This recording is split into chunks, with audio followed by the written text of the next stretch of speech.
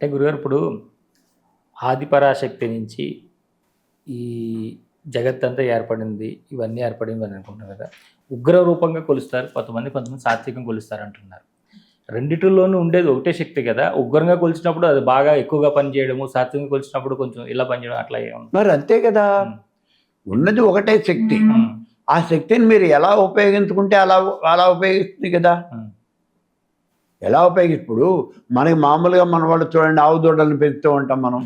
ఆ కోడి దూడల్ని ఆ చిన్నప్పటి నుంచి దాని తలకాయ మీద ఏదో చెయ్యి వేసి ఇలా ఇలా ఇలా ఇలా అంటూ ఉన్నాం అనుకోండి, అది కొన్ని రోజులు ఉపయోగపడి తల విసురుతుందిరా, దాని జోలి పోవద్దు అంటారు.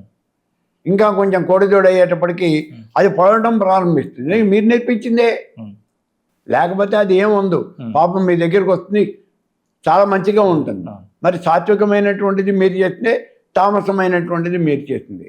అది మనం తయారు చేస్తూ ఉన్నటువంటిది. ఆ దేవతని అలా మనం అర్చన చేస్తున్నాం, ఉగ్ర రూపంలో అర్చన చేస్తున్నాము. అందుకని ఇది ఉగ్ర రూపంగానే తయారవుతూ ఉన్నది. ఎందుకని గురుగారు ఈ ఉగ్ర రూపంలో కానీ మరో రూపంలో కానీ చేయడము, ఈ వశీకరణకు సంబంధించిన కొన్ని ఉన్నాయని చేయడము, ఇవంతా కూడా దేనిలో భాగంగా వచ్చినాయి? అబ్బో, ఇవి చాలా మొత్తం కలిపి అడిగేస్తారు మీరు. ఉగ్ర రూపంలో వేరు, వశీకరణం వేరు, ఇవన్నీ చాలా వేరు వేరు. ఉగ్ర రూపము అంటే ఇప్పుడు సేనావాహిని అవతల శత్రువుని సైన్యాన్ని సంహరించాల్సి వస్తుంది. మరి ఇప్పుడు సాత్వికమైనటువంటి దేవత వెళ్ళి ఎలా సంహరిస్తుంది? సేనల్ని సంహరించాలి అంటే కత్తి పట్టుకోవాలి, లేదా ఒక గొడ్డలు తీసుకోవాలి, దొరికిన నరికవతో పారేయాలి, అంతే కదా. మరి అప్పుడు ఉగ్రమే కదా కావాల్సింది. అందుకే చెప్పింది ఉగ్రం వీరం మహావిష్టం జ్వలంతం సర్వతో ముఖం నృసింహం భీషణం భద్రం మృత్యున్నమామ్యహం. మరి అంత పౌరుషంతో అంత కోపంతో వస్తే తప్పించి ఆ నరసింహుడు హిరణ్యకశిపుడిని సంహరించలేకపోయాడు. కాబట్టి ఇక్కడ శత్రుసేనని, శత్రువుల్ని సంహరించాలి అంటే అటువంటిప్పుడు ఉగ్రరూపం అనేది ఉండి తీరాలి. అందుకని మనం ఉగ్రరూపాన్ని ఆరాధించాల్సిందే, ఇందులో క్వశ్చన్ లేదు. ఇప్పుడు మిలిటరీలో ఉండేవాడు వాడు చాలా సాత్వికుడు, అయ్యా నాన్న అన్న అంటాడు, అలా ఎలా కుదురుతుంది? సర్వకర్మ ప్రక్షాళన కోసం ఉగ్ర రూపాలను ఆరాధించడం అది కావాలి కదా మనకి. మనకి అన్ని రకాలైనటువంటి రూపాలు కావాలి. అందులో ఉగ్ర రూపం ఒకటి. దాన్ని మనం ఆరాధించచ్చా ఆరాధించకూడదా అంటే అది మనకి ఎంతవరకు అవసరము అనే విషయాన్ని మనం చూసుకోవాలి. మనం ఇంట్లో ఉండేవాళ్ళం, మన సాత్వికమైన జీవితాన్ని గడిపేవాళ్ళం, మన ఉగ్రమైనటువంటి దేవతలు ఎందుకు? అంటే ఏదో ఒక సమస్య కోసం ఒక ఉగ్ర రూపాన్ని ఆరాధన మొదలుపెట్టిన తర్వాత దాన్ని మానేసిన తర్వాత మళ్ళీ వేరే ప్రభావాలు ఉంటాయా? తీరిన తర్వాత మనం యుద్ధం చేయడానికి కత్తి నూరుకున్నాం, యుద్ధం అయిపోయింది, కత్తి తీసుకెళ్ళి దాచేస్తాం, ఇంకా దాంతో అవసరం లేదు కదా. నది దాటాన్ని పడవను తెచ్చుకున్నాం, పడవ వేసుకున్నాం, నదిని దాటాం, నది దాటిన తర్వాత ఇంకా పడవతో మనకి పని ఉంది, మనం వదిలేయచ్చు. ఇలాంటి దేవతలను అన్నింటినీ కూడా ఆ సమయానుకూలంగా మనం ఆ దేవతల్ని అర్చన చేయటం, ఆరాధించడం అనేది జరుగుతుంది. అంటే ప్రతిరోజు మనం ఆరాధించక్కర్లేదు. అంటే ఒకసారి ఆవాహన చేసిన తర్వాత మరి వాటిని మనం ఆ పరిధి టైం బీయింగ్గా మనం ఆరాధన చేసేది. ఆ పని కోసమే మేము ఆరాధన చేస్తున్నాం. అయిపోయిన తర్వాత నమస్కారం పెట్టేసి ఆ దేవత ఉద్వాసం చెప్పారు.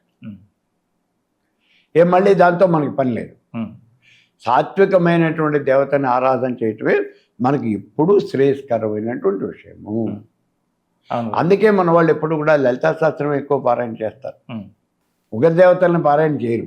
ఖడ్గమాల అనే దాన్ని దేనికోసం పారాయణ చేయాలి? లలితా సహస్రనామం ఎందుకు, దేనికోసం? ఖడ్గమాల అంటే దేని ఖడ్గమాల? దేవి ఖడ్గమాల. Very good. ఖడ్గమాల అంటే ప్రతి దేవతకి కూడా ఒక యంత్రము అనేది ఉంటుంది, ప్రతి దేవతకి ఉంటుంది. ఇప్పుడు మనం బాగా ఖడ్గమాల అనేది ఈ లలితా త్రిపుర సుందరికి సంబంధించిన ఖడ్గమాలనే ఎక్కువ మనం ఖడ్గమాల అని వాడుతూ ఉంటాం. ఈ ఖడ్గమాల ఎలా వస్తుందంటే యంత్రం ఉంటుంది అని చెప్పాను కదా, ఆ యంత్రంలో కొన్ని ఆవరణలు ఉంటాయి. అంటే కొన్ని స్టేజెస్గా ఉంటుంది, వెనక నుంచి ముందుకి. ఆ మధ్యలో అమ్మవారు ఉంటుంది అన్నాం. ఇదంతా ఎట్లా ఉంటుంది అంటే ఒక ప్రధానమంత్రి వెళుతూ ఉన్నాడు, ప్రధానమంత్రి వెళ్ళినప్పుడు ఆయన ప్రోటోకాల్ ఉంటుంది.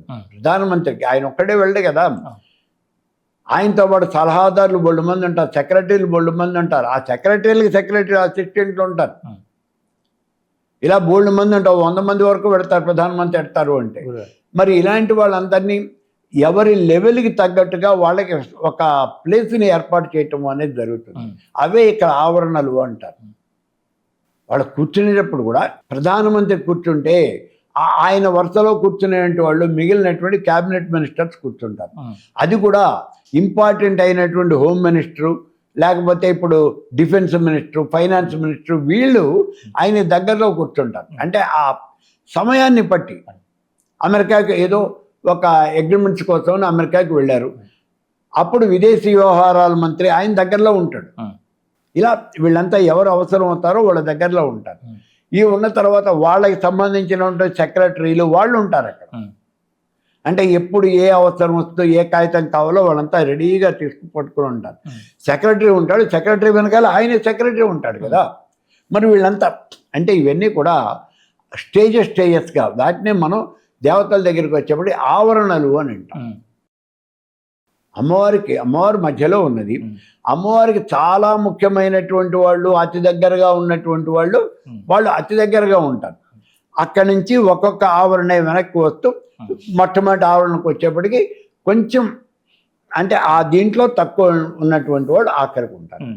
ఇలా అమ్మవారికి సంబంధించినటువంటి యంత్రం ఏమిటి అంటే శ్రీచక్రం, లలితా త్రిపుర సుందరి, లేదా ఇప్పుడు మనం చెప్పుకునే ఆదిపరాశక్తి ఆవిడ యొక్క యంత్రం శ్రీచక్రం. ఆ శ్రీచక్రంలో 9 ఆవరణలు ఉంటాయి. ఈ 9 ఆవరణలోనూ కూడా దేవతలు ఉంటారు. ఇదే ప్రోటోకాల్. ఆ దేవతలందరూ కూడా ఒకళ్ళతో ఈ ఆవరణలో వీళ్ళు, ఈ ఆవరణలో వీళ్ళు, ఇలా ఈ దేవతలు అంతా ఉంటారు. అమ్మవారిని అర్చన చేయటము అంటే ఇప్పుడు ప్రధానమంత్రి వచ్చాడు, ప్రధానమంత్రికి విందిస్తున్నాం అంటే ఆయన ఒక్కడిని తీసుకెళ్ళి మన డైనింగ్ టేబుల్ కూర్చోబెట్టి ఆయనకి ఏదో అన్నం పెట్టేయం మనం. ఆయనతో పాటు వచ్చిన 100 మందికి మనం డిన్నర్ ఇవ్వాలి, అంతే కదా. అంతమందికి డిన్నర్ ఇస్తారు. మరి అంతమందికి డిన్నర్ ఇచ్చేటప్పుడు అంటే అందరినీ సమానంగా ఉచిత గౌరవించడం, ఎవరి దీన్ని బట్టి వాళ్ళకి ఉచిత గౌరవించడం అనేది జరుగుతుంది. అలాగే ఇక్కడ కూడా అమ్మవారిని అర్చన చేసేటప్పుడు ఈ యంత్రంలో ఉన్నటువంటి దేవతలు అందరినీ కూడా మనం సరి అయినటువంటి రీతిలో సత్కరించాలి. ఇప్పుడు మిమ్మల్ని సత్కరించాలి, మీ ఇంటికి రావాలి అనుకుంటే మీ భార్యను సత్కరించాలి, మీ పిల్లల్ని సత్కరించాలి, మీ ఇంట్లో ఉండే కుక్క పిల్లని కూడా మేము సత్కరించాలి, దానికి కూడా బిస్కెట్లు పెట్టాలి. అట్లాగే ఇక్కడ కూడా ఆవరణలో ఉండే దేవతలందరినీ మనం సత్కరించాలి, అర్చించాలి. ఈ అర్చనా విధానమే, వీళ్ళందరి పేర్లు చెప్పడమే ఖడ్గమాల. అది ఏ చక్రమైనా అవ్వండి, ఏ యంత్రమైనా అవ్వనండి, ప్రతి యంత్రానికి కూడా అందులోపల కొంతమంది దేవతలు ఉంటారు కదా. ఈ దేవతల పేర్లు అన్నీ కూడా చదువుతూ వరుసగా చదువుకుంటూ అండ్ మా సిద్ధే, లైక్ మా సిద్ధే, గరి మా సిద్ధే, బ్రాహ్మి, మహేశ్వరి, వైష్ణవి, ఇలా అందరి పేర్లు చదువుకుంటూ చివరి దాకా వెళ్ళి చివరికి వెళ్ళేటప్పటికీ మహాత్రిపుర సుందరి నమస్తే నమస్తే నమస్తే నమః, ఆ పైన ఉన్నటువంటి మహాత్రిపుర సుందరి ఆఖరికి నమస్కారం చేస్తాం. అది ఖడ్గమాల అంటే. ఇప్పుడు మనం చెప్పేది ఖడ్గమాల ఎవరికి అంటే శ్రీచక్రంలో ఉండే దేవతలందరినీ అర్చించడమే, ఇదే మనం ఖడ్గమాల అని అనుకుంటున్నాం. అది కాదు అదే కాదు ఖడ్గమాల అంటే. ప్రతి ఒక వారాహి ఖడ్గమాల ఉంటుంది, రాయశ్యామల ఖడ్గమాల ఉంటుంది, గణపతి ఖడ్గమాల ఉంటుంది, ప్రతి యంత్రం ఉన్నటువంటి ప్రతి దేవతకి ఖడ్గమాల ఉంటుంది. ఈ పరివార దేవతల్ని ప్రసన్నం చేసుకోవడం కోసం వాళ్ళందరి పేరున వాళ్ళందరినీ మనం పిలవటమే, అదే ఖడ్గమాల అంటే. అందరినీ పిలుస్తాం, వాళ్ళు ఎన్ని ఆవరణలో ఉంటే అన్ని ఆవరణలోనూ మనం పిలవటం అనేది జరుగుతుంది.